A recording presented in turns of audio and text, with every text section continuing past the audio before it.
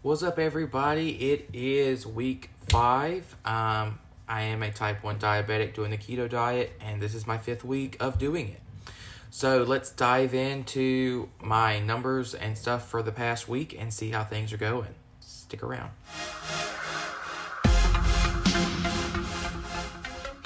Alright guys, if you haven't already, hit that subscribe button right there in the bottom right hand corner. That'll take you straight to the page where you can subscribe to the channel.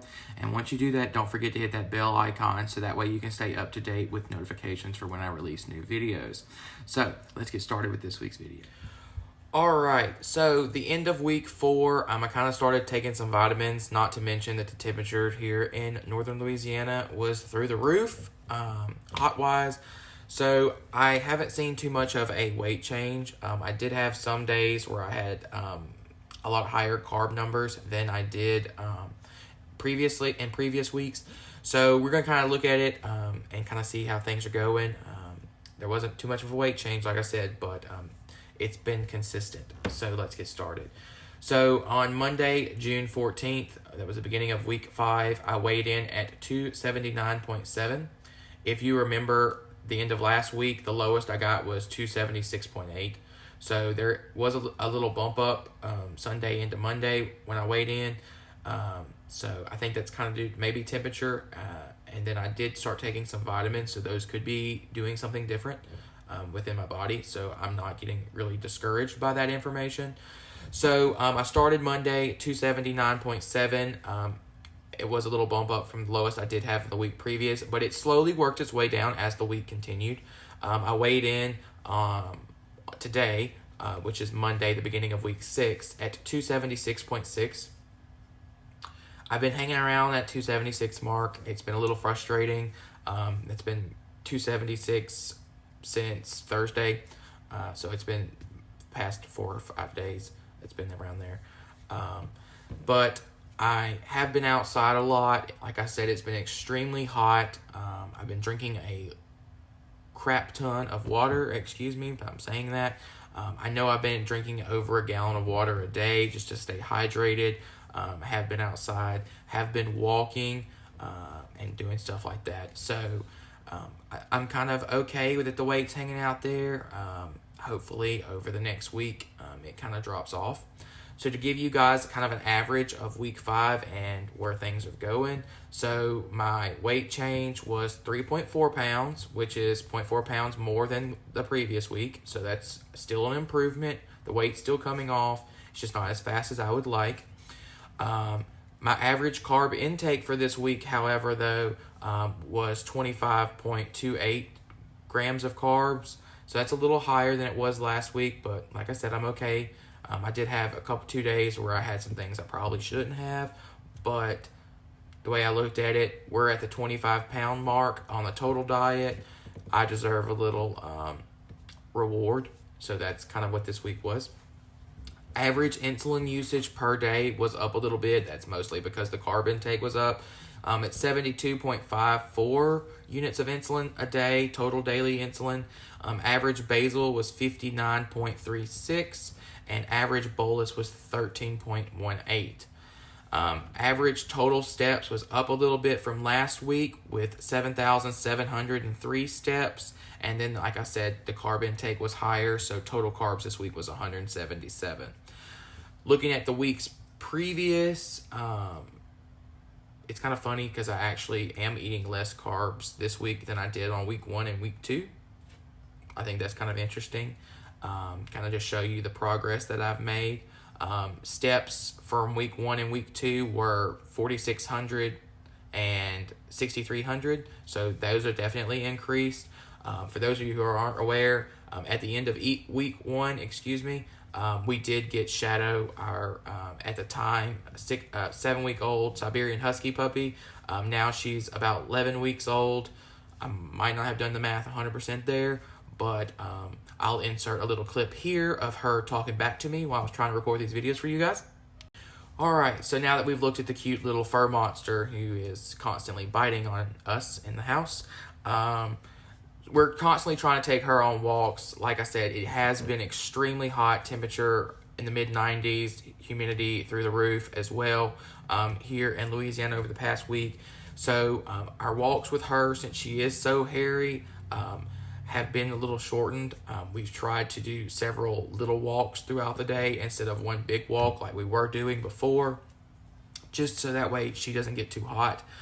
So it's kind of been a little bit of an adjustment. And then there are some days that I had to work, and the way that I was working, I didn't get to do the walks. So I covered an evening shift on Friday, just to give you an example.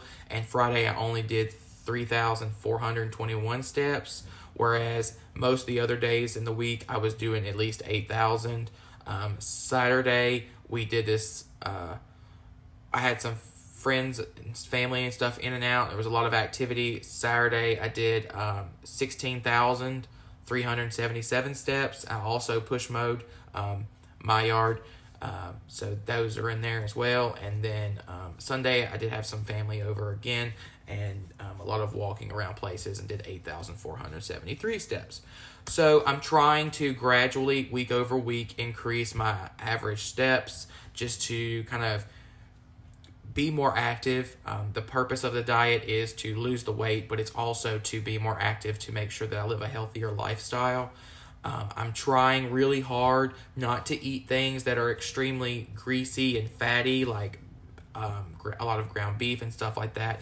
I'm trying to focus more on healthy things, salads with vegetables and stuff like that, just to try to keep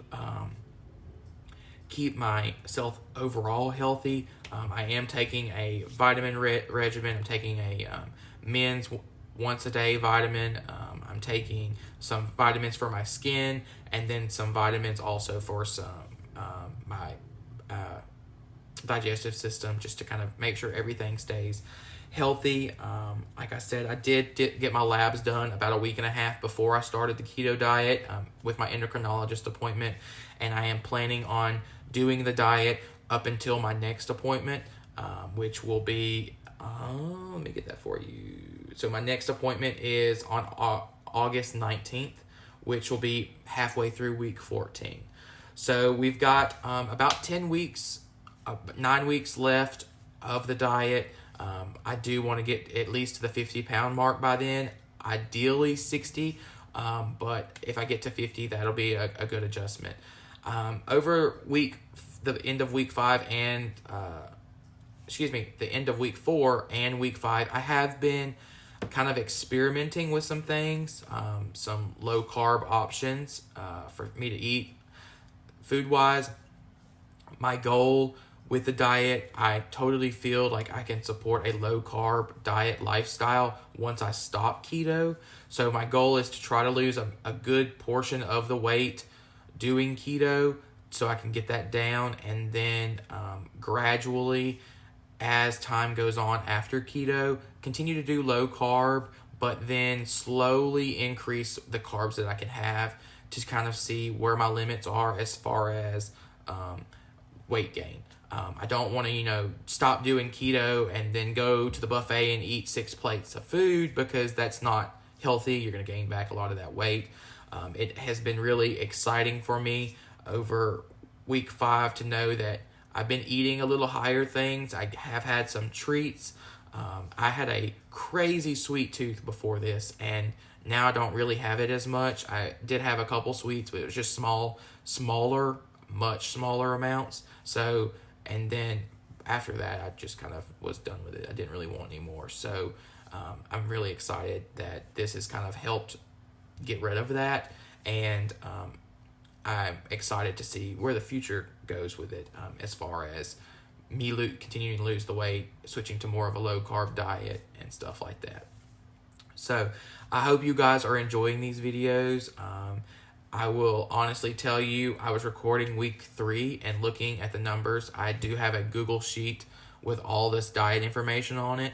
I even got my old, when I was on the Omnipod and doing injections, medical information on it to see what my diet was when I was first diagnosed about 10 and a half years ago, and the insulin, my sliding scale, my injections, all that information is on this sheet. So once the diet actually gets done and I stop it, I will publish the sheet on my Facebook page for you guys to look and put it in the links of my last video, just so that way you guys can kind of see all this information that I'm giving to you in one spot. It's truly been an amazing thing to kind of look at and see. I am starting to average all of that information per week in the sheet as well, so that way I can kind of quickly compare the averages without guessing to the previous weeks. So I hope you guys are enjoying these. It has been a life-altering experience thus far for me, and I hope that it continues to go in a good, positive manner that it has been. So I will see you guys next week for week 6. Have a good week. See you next time.